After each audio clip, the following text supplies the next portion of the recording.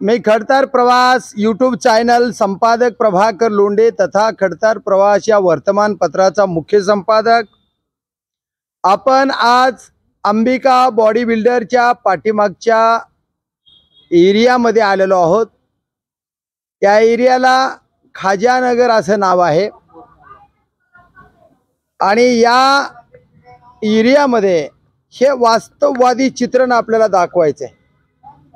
हे नगरपालिकेची मेहरबानी आहे आणि ज्या नगरसेवकाला निवडून दिले या लोकांनी त्या नगरसेवकाची सुद्धा मेहरबानी आहे की बाबा तू फार चांगलं आमचं केलंच की या वार्डामध्ये अशा पद्धतीचं घाणीचं साम्राज्य निर्माण करून ठेवलेलं आहे।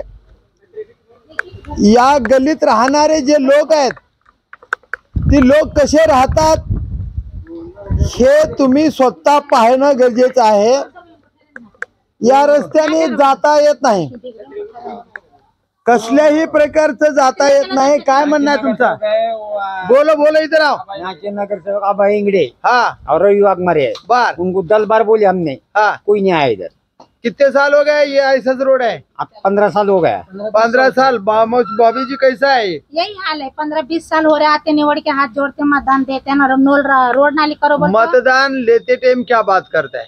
बनाएंगे ना तुम बनाएंगे मतदान, बोलते दो हैं हम हम बना के मतदान देंगे। दो, हम हाँ, 3 चाय बात हाथ जोड़ के आते हैं। 3 चाय बात बनाएंगे, हाथ जोड़ के हाँ, हाथ आते हैं। जोड़ के आते अभी तुम्हारे को 5 साल हाथ जोड़ने को बोल रहे हैं। हाँ। हाँ 5 साल तुम्हारे को हाथ जोड़ने की जरूरत पड़ रही है आपको। तुम्हारा काम जो बनाए बड़ी तो आप मेहरबानी। कैसा हे बघा, या वास्तववादी चित्रणाकडे लक्ष द्या।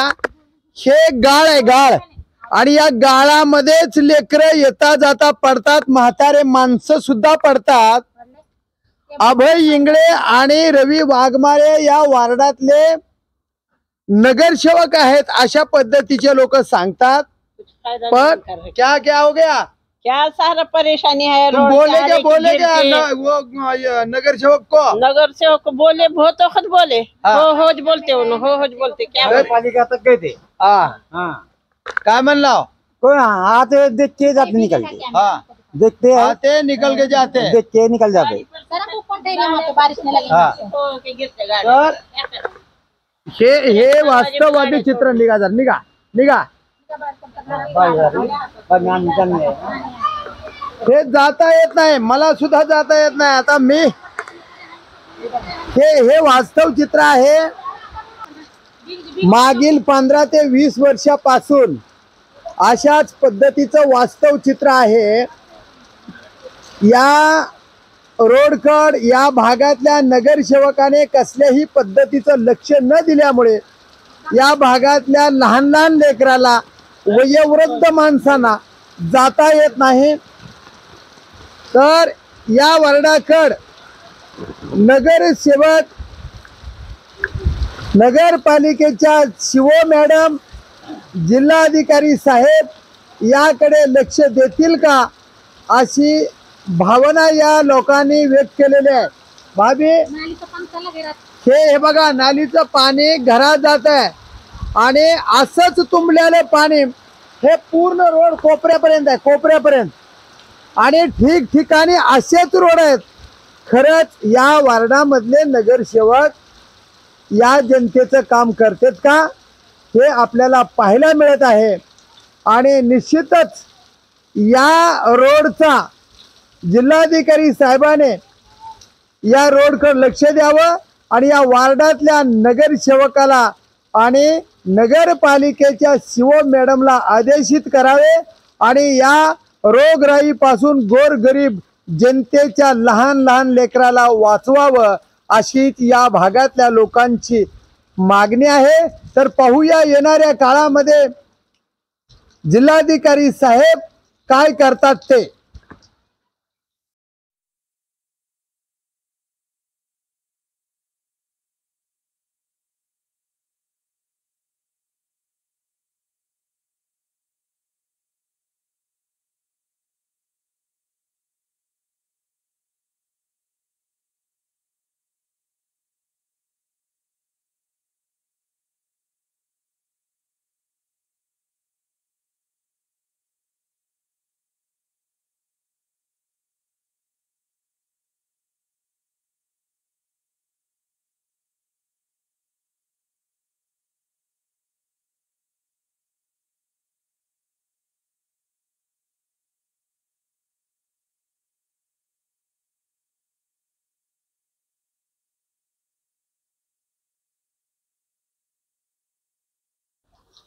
या भागामध्ये जे लोक राहतात त्या राहणाऱ्या लोकांच्या घराच्या समोर कसल्याही प्रकारची नाली नाही आणि नाली नसल्यामुळे हे तुडुंब भरलेलं पाणी आणि या पाण्यामध्ये तयार झालेल्या आळ्या घराघरामध्ये घुसत आहेत.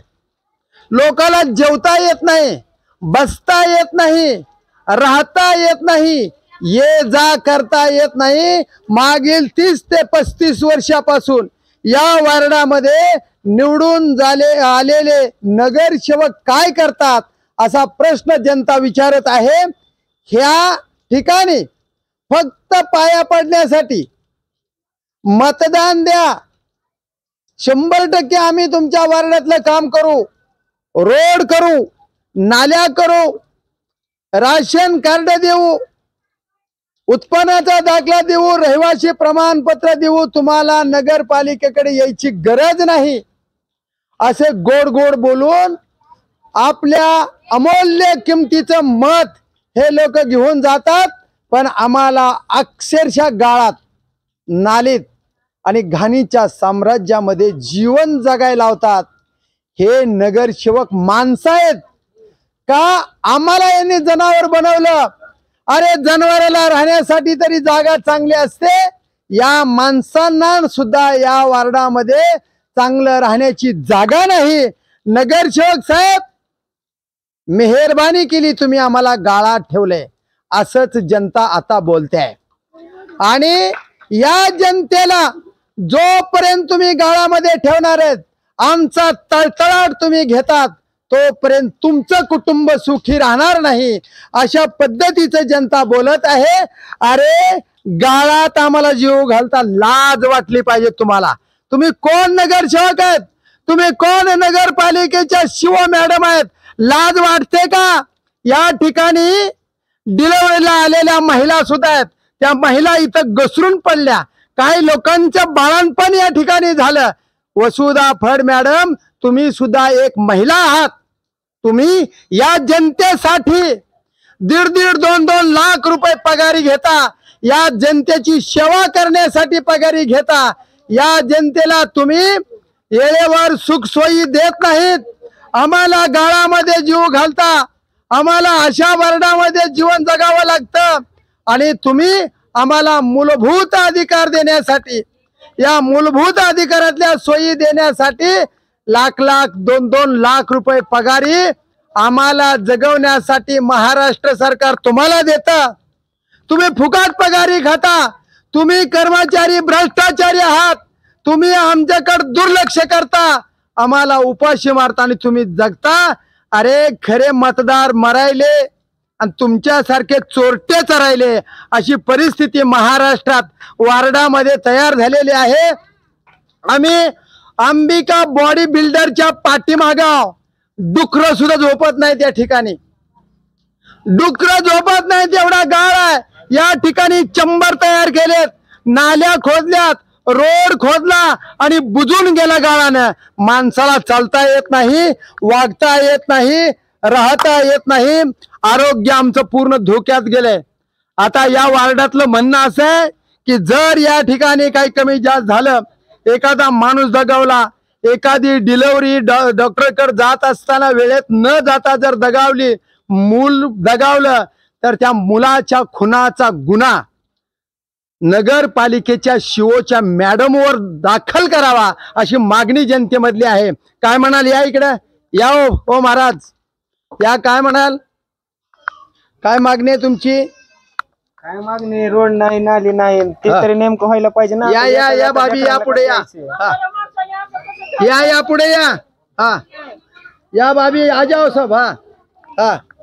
म्हाताऱ्या माणसाने कसं वागायचं, लेकरांनी कसं वागायचं, आम्ही दणदण पडत आहोत. हा आम्हाला वागा येते का इथे? वागा येत नाही, चालता येत नाही, चालता येत नाही, वागा येत मग नाही. कसं मतदान दिलं तुम्ही?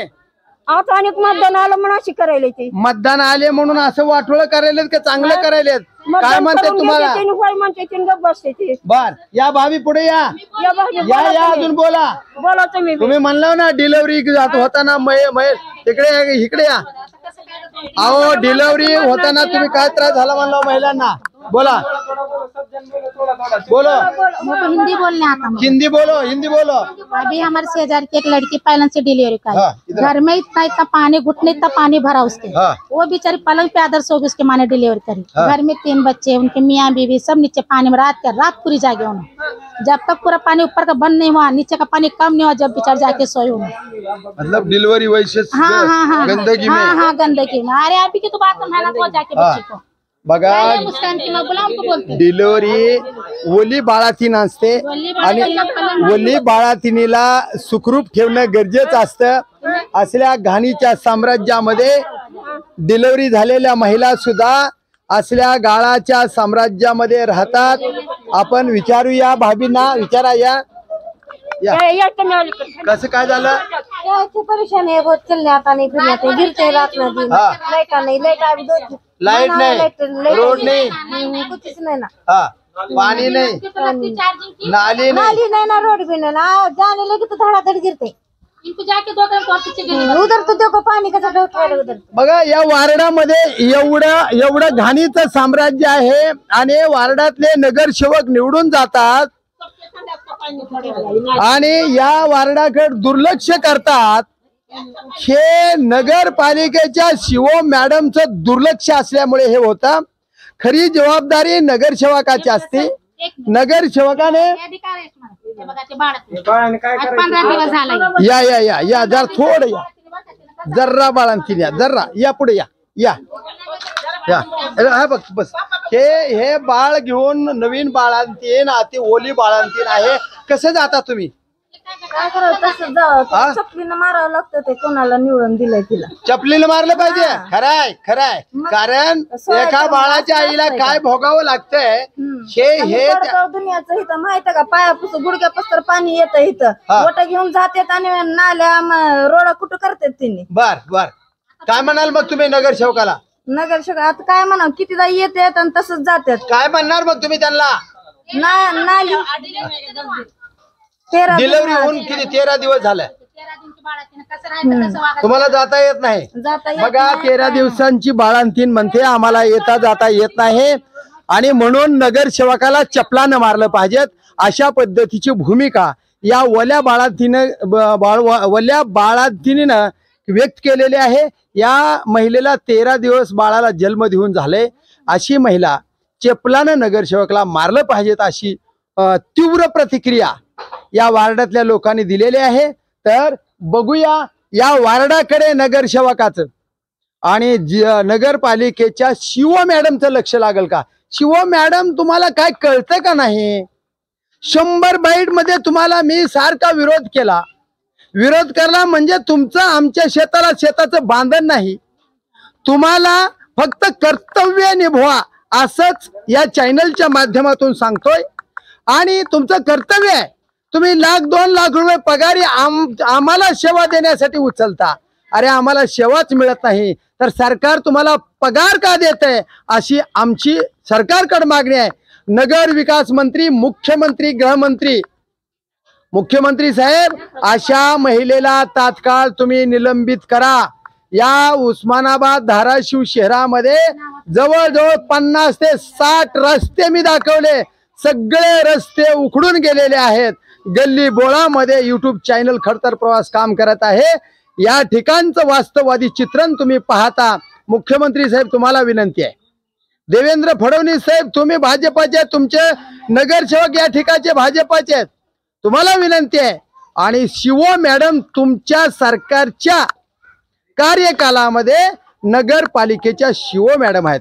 अशा निष्क्रिय महिलेला या धाराशिव जिल्ह्यातून तात्काळ हाकलावं आणि या गोरगरिबाला न्याय द्यावा अशीच मागणी या वार्डातली आहे. तर बघूया येणाऱ्या काळामध्ये नेमकं जिल्हाधिकारी साहेब काय ऍक्शन घेतात आणि जिल्हाधिकारी साहेब या शिव मॅडमला आदेशित करतात का ते पाहूया येणाऱ्या काळातच. मी खडतर प्रवास युट्यूब चॅनल मुख्य संपादक.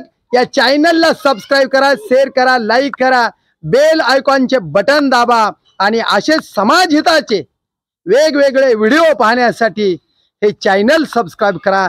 धन्यवाद धाराशिवकर, धन्यवाद उस्मानाबादकर.